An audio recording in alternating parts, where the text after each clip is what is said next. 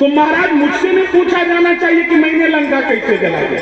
अरे आपने मेरे द्वारा लंका को जलवा दिया तो मैंने लंका जला दिया।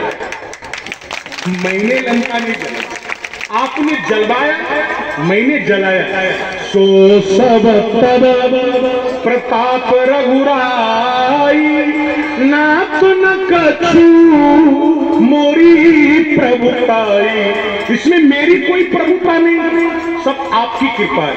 तो सज्जनों, जगदम्बा के चरणों में प्रणाम करने की सच्ची सार्थकता तब होगी जब मौत की वाटिका उजड़ जाए और रावण की लंका जल जाए, तब मां के चरणों में प्रणाम करने की सच्ची सार्थकता होगी। और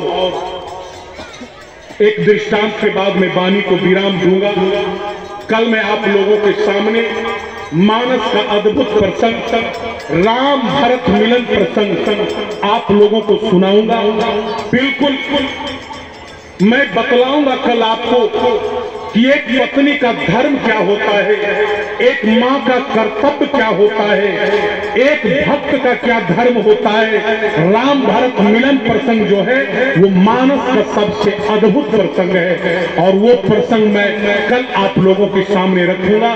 एक दृष्टांत के बाद मैं वाणी को विराम दूंगा। भगवान की आरती होगी, प्रसाद बांटा जाएगा। मैं आप लोगों को एक सूचना दे दूं, जितने श्रोता जो आप लोग आए हैं, आप लोगों को भी लगे कि मैं भी प्रसाद चढ़ाऊं व्यास गद्दी पर, तो आप लोग भी अपने घर से जो बनकर मंच पर आप ला करके दे सकते हैं प्रसादी के रूप में। किन्हीं की इच्छा हो, किन्हीं को लगे कि मैं भी आरती में शामिल हूं, तो कोई भी आदमी आरती में भी शामिल हो सकते हैं। और सबसे प्रमुख स्थान जो आरती में होता है, वो जो जग का जजमान होता है ना, उसे पति पत्नी के रूप में बिल्कुल मंच पर आकर के आरती में भाग लेना चाहिए, ये नियम है। तो सज्जनों, और एक दृष्टांत के बाद मैं वाणी को विराम दूंगा।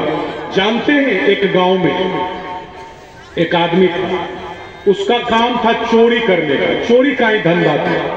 चोर आदमी का बेटा चोर, नौकरी आदमी का बेटा नौकरी करेगा, डॉक्टर का बेटा डॉक्टर, सिपाही का बेटा सिपाही, नेता का बेटा नेता, चोर का बेटा चोर। तो उसे चोरी करता था, लड़का हुआ ना, तो अपने बेटा को एक दिन उपदेश दिया कि बेटा भूल कर कभी जिंदगी में राम कथा नहीं सुनी, राम कथा मत सुनना। तो बेटा कहा क्यों बाबूजी? तो वो कहा राम कथा सुनोगे तो तुम्हारा सब धंधा खत्म हो जाएगा, कभी मत सुनना। तो लड़का कहता यदि मैं रास्ते में चोरी करने के लिए कहीं जाऊं और कथा होती रहे तब मैं क्या करूंगा? तो बाप कहा ज्यों ही आवाज आवे ना कान में, तो कान में उंगली डाल लेना, लेकिन सुनना मत, सुनना मत। तो बेटा का ठीक है, आज्ञाकारी बेटा था, मान लिया। एक दिन वो चोरी करने के लिए जा रहा था और रास्ते में राम कथा चल रही थी, तो इसे झट से बाप वाला बात याद आ गया कि पिताजी ने ये कहा था। तो कान में उंगली डाल लिया तो भगवान हंसते।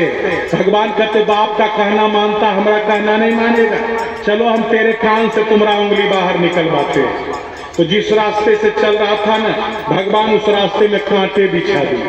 तुरंत जो ही पैर बढ़ाया ना, तो उसके पैर में 2-4 कांटे खचखचा के गिर गए, दोनों पैर में। अब तो कांटा निकालने के लिए उंगली तो निकालना पड़ेगा ना, तो जो ही कान से उंगली निकाला ना, इतने में 3 शब्द उसके कान में गया। ईश्वर सर्वव्यापक है, ईश्वर सब में विराजमान है, ईश्वर सबको देखता है। ये 3 बात उसने सुन लिया और झट से कांटा निकाला, फिर कान में उंगली दिया, वहां से गया, लेकिन ये 3 शब्द सुन लिया और याद भी हो गया। ईश्वर सर्वव्यापक है, सब में विराजमान है और वो सबको देखता है। एक दिन बाप बेटा दोनों को था एक बगीचे में आम तोड़ने का प्लान, तो पहुंचा उस बगीचे में चोरी करने के लिए। तो बाप बोला बेटे से कि मैं तो पुराना चोर हूं, मैं पेड़ पर चढ़ता हूं, तुम नीचे से देखना आदमी को, और कोई आएगा तो तुम धीरे से इशारा कर देना, बोल देना तो मैं नीचे आ जाऊंगा। बाप बेटा का ठीक है बाबू। बाप पेड़ पर गया, ऊपर वाला जब टहनी पर गया ना डाल पर, तो इसे भगवान की कृपा हुई, कथा याद आ गई। तो ये कहता है वो तो ईश्वर तो सबको देखता है, तो ये तो देख रहा है ना भी, तो लड़का कहता बाप से, बाबूजी वो देखता है। तो बाप वहां से धीरे से पूछता कौन देखता है? तो का नाम तो नहीं मालूम है लेकिन वो देखता है, वो सबको देखता है। तो बाप सोचा वो कोई आ गया है इसलिए कह रहा देखता है। वो जो जल्दबाजी में उतरने का कोशिश किया ना ऊपर से, वो डायरेक्ट ऊपर से नीचे धड़ाम चलाया।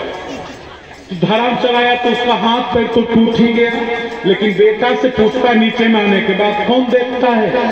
तो बेटा कहता वो महात्मा जी प्रवचन में कह रहे थे कि ईश्वर सर्वव्यापक है, सब में विराजमान है, वो सबको देखता है। बाप अपना माथा पीट लिया। बाप का मैंने कहा था ना राम कथा मत सुनना, तुमने सुना तो उसका परिणाम देख लिया ना कि हमारा हाथ पैर सब टूट गया। कहने का मतलब यदि राम कथा सुन लोगे ना तो तुम्हारा जितना गलत धंधा है ना सब धंधा समाप्त हो जाएगा। ये राम कथा का प्रभाव है। सज्जनों, दुनिया में तुम्हारा अपना कोई नहीं है। जो कुछ भी तुम्हारा है तुम्हारे पास है, बताओ अमानत है। बेटा बहू की अमानत, बेटी दामाद की अमानत, शरीर शमशान की अमानत, जिंदगी मौत की अमानत। तुम देखना एक दिन बेटा बहू का हो जाएगा, बेटी को दामाद ले जाएगा, शरीर शमशान की राख में मिल जाएगी और जिंदगी मौत से हार जाएगी। तो अमानत को अमानत समझकर ही उसकी सार संभाल करना, उस पर परमाणियत का धप्पा मत लगना। बाप के मरने के